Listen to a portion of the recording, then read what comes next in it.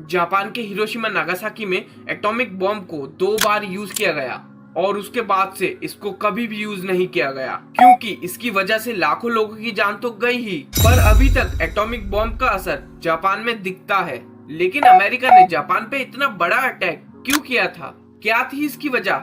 ये है Hiroshima Nagasaki का second part.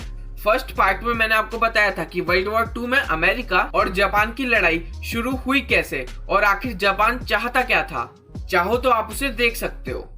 In 1945, the United States dropped the second of 2 atomic bombs on Japan in an effort to hasten the end of World War II. The target was the port city of Nagasaki. The first bomb was dropped on Hiroshima on August 6th.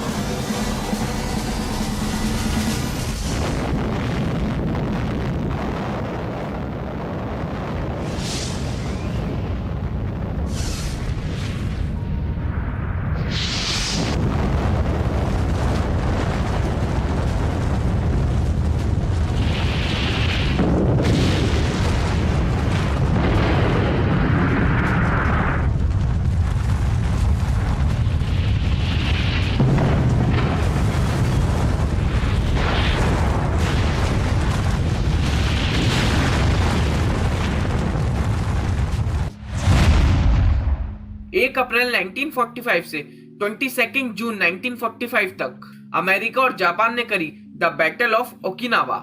Japan में एक island है, Okinawa island.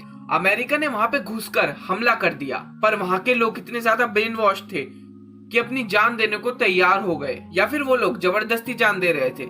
जैसे कि Japan के emperor Hirohito ने Japan की military में एक कामिकाजे नाम का ग्रुप बनाया था, जिनका काम था फाइटर जेट में बैठकर दुश्मनों पे जाकर फट जाना, और यही काम वहां की पब्लिक भी कर रही थी। महीनों की इस लड़ाई के बाद अमेरिका ने अपने 12,000 सोल्जर गंवाए, साथ में उनके 50,000 सोल्जर इंजर्ड हुए। जापान के 1,10,000 सोल्जर्स के साथ वहां पे रहने वाले 1 लाख से ज्यादा लोग मारे गए। तो फिर अमेरिका ने सोचा कि ऐसे तो जापान को रोकने में सालों लग जाएंगे और हमारे काफी लोग मर जाएंगे, साथ ही साथ जापान में भी बहुत ज्यादा लोग मरेंगे, इससे बढ़िया कुछ और करना चाहिए।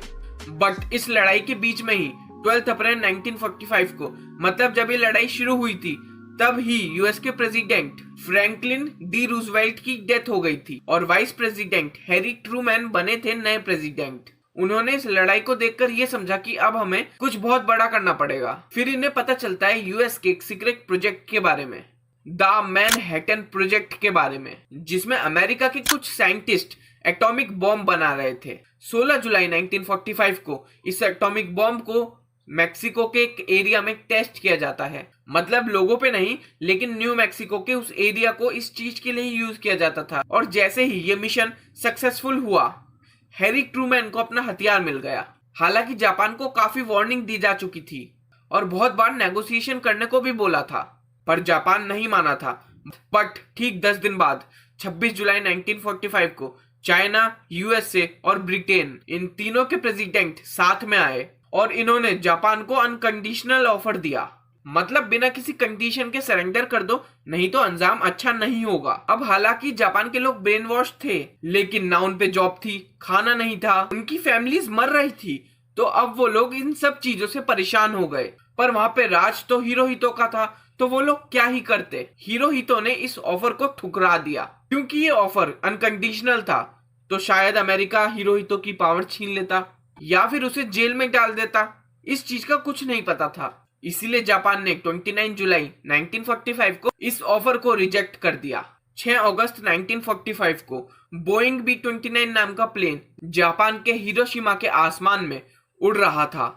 उसमें था लिटिल बॉय, मतलब असल में कोई बच्चा नहीं, लिटिल बॉय नाम का एटॉमिक बॉम्ब। सुबह के बज रहे थे 8:30, लोग ऑफिस में जा रहे थे, कुछ लोग ऑफिस में थे, गाड़ी वगैरह ट्रैफिक में थी।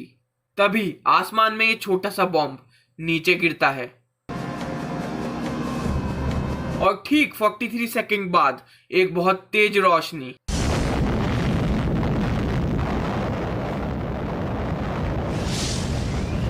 चार 4000 डिग्री का टेम्परेचर और सब तबाह।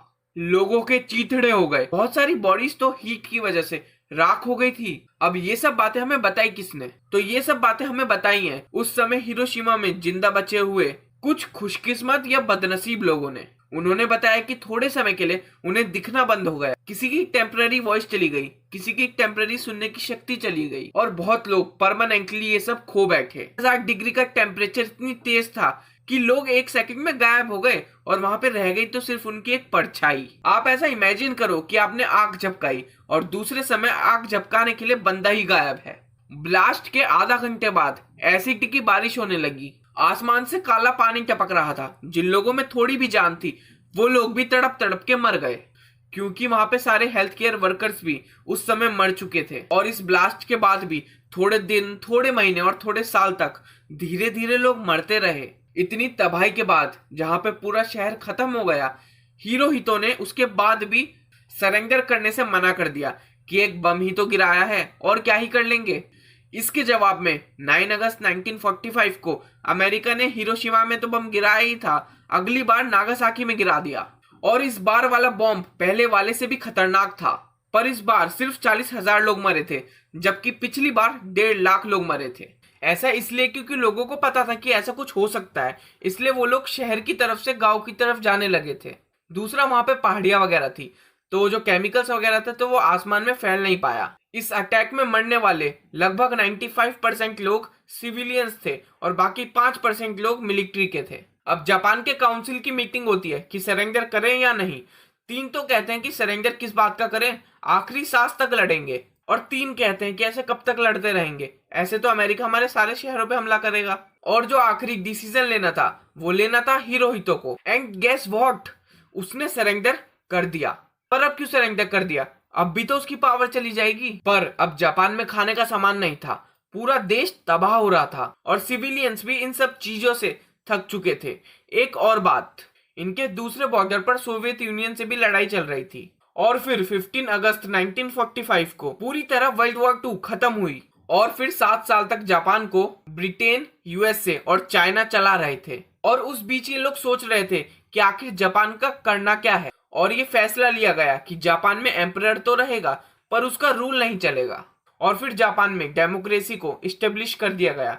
हालांकि आज भी जापान में एम्परर तो है पर उनकी कोई भी पावर नहीं है, बल्कि वो लोग भी वहां की गवर्नमेंट में बड़ी बड़ी सीटों पे बैठे हुए हैं। अब तो जापान काफी डेवलप हो चुका है और कोई ऐसा कह ही नहीं सकता कि यहाँ पे ऐसे हमले भी हुए थे। कुछ लोग कहते हैं कि एटॉमिक बॉम्ब जैसा हमला अमेरिका को नहीं करना चाहिए था, पर अमेरिका के प्रेसिडेंट का कहना था कि इसके अलावा हमारे पास कोई और सॉल्यूशन नहीं था। आपको क्या लगता है कि जो अमेरिका ने इतने सारे सिविलियंस की जान ली वो जस्टिफाइड था, या फिर वो लोग किसी और ऑप्शन को भी चूज कर सकते थे? अपना ओपिनियन जरूर देना। बाकी ऐसी और इन्फॉर्मेटिव और इंटरेस्टिंग वीडियोस देखने के लिए मेरे चैनल को सब्सक्राइब कर दो। मैं फिर मिलूंगा आपसे एक अगली इंटरेस्टिंग वीडियो में।